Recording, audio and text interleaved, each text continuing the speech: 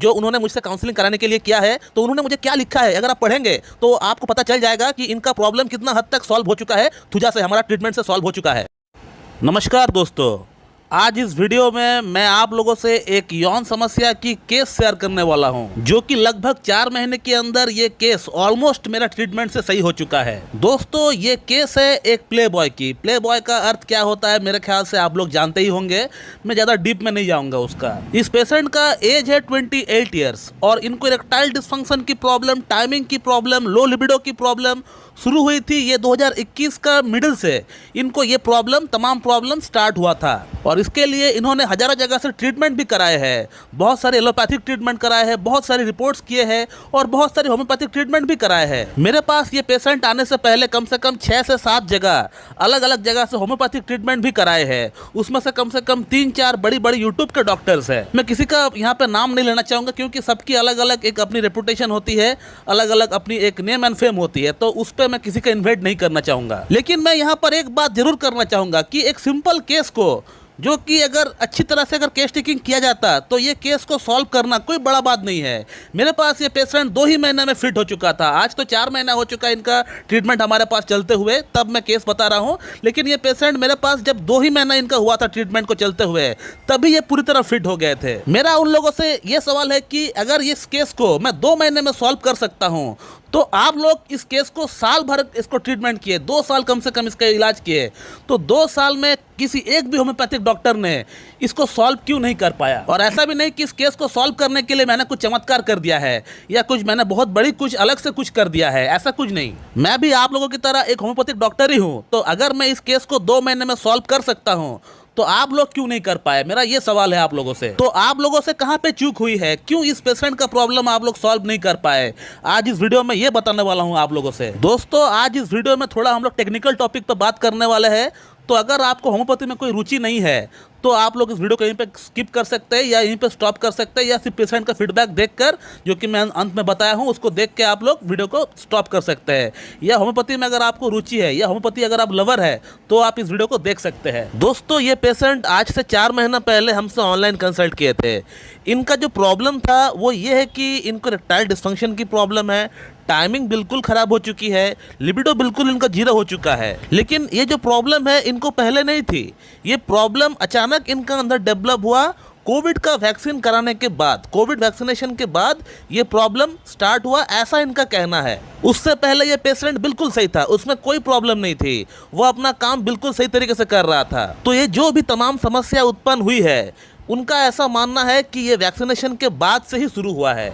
तो हम लोग इसको पोस्ट वैक्सीन सिंड्रोम कह सकते हैं। अब दोस्तों, सिर्फ इस बात को सुनकर कि वैक्सीनेशन के बाद इनका प्रॉब्लम शुरू हुआ है, इस बात को सुनकर जोर लगा के हम लोग मेडिसिन का सिलेक्शन नहीं कर पाएंगे। हालांकि हम लोगों ने किताब में पढ़े हुए हैं कि थुजा साइलेशिया जैसी मेडिसिन काम करती है, वैक्सीनेशन के बाद अगर कोई प्रॉब्लम शुरू होता है तो हम लोग इसको दे सकते हैं। लेकिन ये हमेशा काम करेगी, हर पेशेंट के भीतर काम करेगी, ऐसा बिल्कुल भी नहीं कहा गया है। क्योंकि होम्योपैथी में पेशेंट का ट्रीटमेंट टोटालिटी के बेस पे किया जाता है, पूरी तरह सिमिलम निकाल के हम लोग करते हैं। सिर्फ एक सिम्टम को हम लोग देखकर हम लोग नहीं कर सकते हैं, हम लोग कॉन्स्टिट्यूशनल ट्रीटमेंट करते हैं। पेशेंट का पूरा सिम्टम्स हम लोग देख के हम लोग एक ही मेडिसिन हम लोग सेलेक्ट करते हैं। By the constitutional mean by the holistic approach, इसी को सिद्धांत हम लोग मानकर हम लोग चलते हैं और हम लोग ट्रीटमेंट भी करते हैं।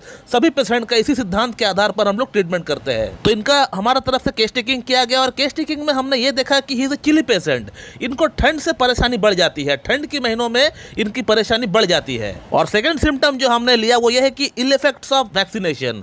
वैक्सीनेशन के बाद इनका अंदर प्रॉब्लम शुरू हुआ, जो कि पेशेंट प्रोमिनेंटली बार बार इस बात को वो दोहरा रहा है, तो इसको हमको लेना पड़ेगा। इनका थर्ड सिम्टम यह है कि पेशेंट का बॉडी के अंदर 3-4 मस्से, वाट जिसको हम लोग इंग्लिश में बोलते हैं, वो डेवलप हो गया 1 साल के भीतर, और वो भी बॉडी की लेफ्ट साइड में, यानी बॉडी की जो लेफ्ट साइड है, नेक की वहाँ पे 1-2 वहाँ पे डेवलप हुआ था और आर्म पिट के वहाँ पे 1 मस्से वहाँ पे डेवलप हुआ था। टोटल 3 मस्से डेवलप हो गया 1 साल के अंदर। इनका फोर्थ सिम्टम हमको ये मिला कि इनको प्याज खाना यानी ऑनियन खाना बहुत पसंद है। फिफ्थ सिम्टम यह था कि इनका माइंड के अंदर एक अजीब तरह की डिल्यूशन हम लोग कह सकते हैं, एक अजीब तरह की इल्यूशन चल रहा है इनका माइंड के अंदर। उसको ऐसा एहसास हो रहा है कि उसको कोई छूने का प्रयास कर रहा है, कोई उसको देख रहा है, कोई इसको टच करने का प्रयास कर रहा है। ये मन के अंदर एक अजीब तरह की, हम लोग इसको डिल्यूशन कहते हैं, एक अजीब तरह की इसका डिल्यूशन जो है इसका माइंड के अंदर डेवलप हो गया है कि उसको कोई चुप चुप के देख रहा है, कोई इसको छूना चाह रहा है, कोई इसको कुछ बोलना चाह रहा है। इस तरह का एक अजीब सा इनका माइंड के अंदर थॉट्स डेवलप हो चुका है। इवन कि सपनों में भी ये मरे हुए आदमी के सपने देखते हैं। जो आदमी उनके साथ अब नहीं है, उनके सपने ये ऑलमोस्ट कम से कम हफ्ता में 4 से 5 दिन वो देखा ही करते हैं, ऐसा पेशेंट का कहना है। इसके अलावा कभी कभी सपना वो ये भी देखते हैं कि वो आकाश से गिर रहे हैं, छत से गिर रहे हैं, यानी फॉलिंग फ्रॉम हाइट। वो इस तरह के सपने भी अक्सर देखा करता है। फैमिली बैकग्राउंड की अगर बात करें, 2 लोगों को अस्थमा की प्रॉब्लम थी। इनका फादर को अस्थमा थी और इनका जो ग्रैंडफादर है उनको भी अस्थमा की प्रॉब्लम थी। तो दोस्तों, इन सभी सिम्टम्स को देखते हुए हमने इस पेशेंट के लिए थुजा को हमने प्रेस्क्राइब किया। थुजा को हमने एलएम पोटेंसी 0/1, 2, 3, 4 इस तरह से हमने इसको प्रेस्क्राइब किया और तकरीबन 4 महीने इनका इलाज चलते हुए हो चुका है और इनका प्रॉब्लम पूरी तरह सॉल्व हो गया। ये आप उनका व्हाट्सअप का टेक्स्ट आप देख सकते हैं जो उन्होंने मुझसे काउंसलिंग कराने के लिए किया है। तो उन्होंने मुझे क्या लिखा है, अगर आप पढ़ेंगे तो आपको पता चल जाएगा कि इनका प्रॉब्लम कितना हद तक सॉल्व हो चुका है। थुजा से, हमारा ट्रीटमेंट से सॉल्व हो चुका है। और अब सवाल आता है कि हमने इनको थुजा ही क्यों प्रेस्क्राइब किया। तो दोस्तों, थुजा प्रेस्क्राइब करने के लिए 4-5 जो हमने पॉइंट्स आपको गिनाए, ये सभी सिम्टम्स थुजा की ओर इंडिकेट कर रही थी। Thuja is a chilly patient, जैसे कि मैंने आपको बताया थुजा एक चिली पेशेंट है। तो हमारा जो पेशेंट है ये भी चिली पेशेंट है, इनको भी ठंड से प्रॉब्लम बढ़ जाती है। सेकंड पॉइंट, जैसे कि मैंने आपको थोड़ी देर पहले बताया कि आफ्टर वैक्सीनेशन कोई प्रॉब्लम होता है तो थुजा और साइलेशिया के बारे में हम लोग सोच सकते हैं। तो हमारा ये पॉइंट भी मैच हो गया थुजा के साथ। थर्ड जो बड़ा सिम्टम इस पेशेंट का अंदर मैच हुआ है थुजा के लिए, वो ये है कि इस पेशेंट के अंदर 3-4 वार्ड्स डेवलप हुए हैं, 3-4 मसल डेवलप हुए हैं और वो भी बॉडी की लेफ्ट साइड में डेवलप हुए हैं। और जितने भी वार्ड्स होते हैं बॉडी के अंदर, जो अलग तरीके ग्रोथ होती है, जो ट्यूमर्स होती है, ये सभी ट्यूमर्स कह लीजिए, वार्ड कह लीजिए, यानी एबनॉर्मल जो ग्रोथ हो गया बॉडी में, ये सभी ग्रोथ जो है ये साइकोटिक माइजम के अंदर आती है। और साइकोटिक माइजम की जो बेस्ट एंटी साइकोटिक मेडिसिन मानी गई है वो है थुजा, मेडोराइनम और कॉस्टिकम। और एक बात मैं बताना भूल गया था कि बॉडी की लेफ्ट साइड में जो प्रॉब्लम्स होती है वो थुजा इंडिकेट करता है और इस पेशेंट का जो वार्ड्स है वो बॉडी की लेफ्ट साइड में ही डेवलप हुआ है। इसके अलावा इस पेशेंट की मन के अंदर जो फिक्स्ड आइडियाज है कि शायद मुझे कोई देख रहा है, मैं कंफर्म हूँ मुझे कोई देख रहा है, मुझे कोई छूना चाहता है,